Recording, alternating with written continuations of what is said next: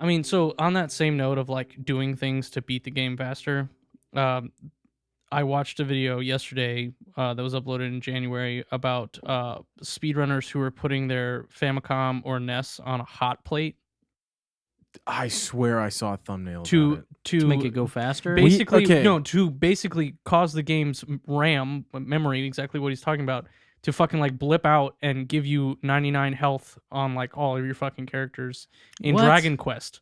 Yeah, like just to heat the fucking thing. So they were all wild. They so wild. What's funny is that some guy figured out instead of using a hot plate, you can actually make it colder to have the same effect. So you're not running the risk of damaging the system by heating it up. Because I mean, essentially, you're gonna fucking melt the shit out of your game console. But they figured it out somehow, and it has to do with like the same.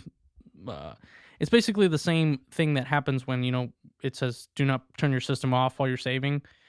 Because it's writing shit, to that flash RAM. It would be the flash RAM on the cartridge or wherever the game is being saved. I had to think about that for a second.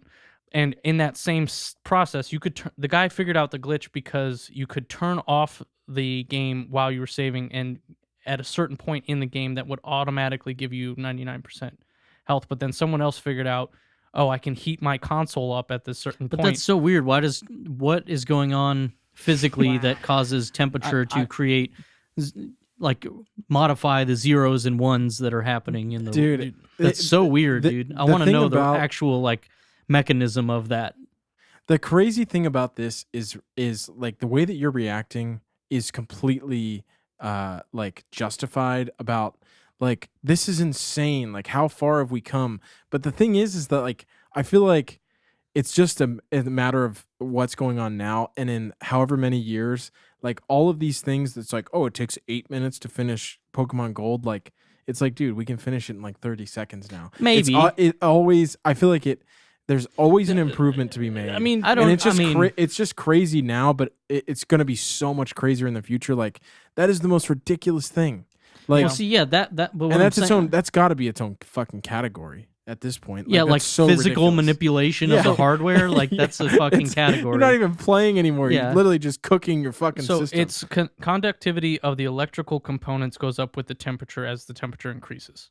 So like the conductivity of the RAM is going to be like, oh shit, like I'm more susceptible to like changing my 0 to a 1 with static electricity because it's hotter, right? Yeah, but that's just so I mean, it's definitely a weird. I just feel like I want to read like the full explanation of how the fuck that works, because that's weird. I will text you guys this video. It's super interesting. I mean, again, I could be butchering what he said, but it is still the cool like idea that and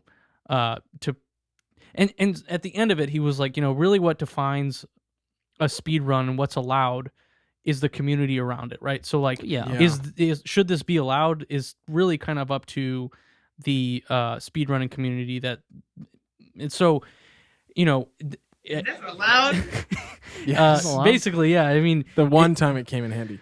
So to say like, all right, modifying the hardware is a problem. You can't speedrun by modifying the hardware.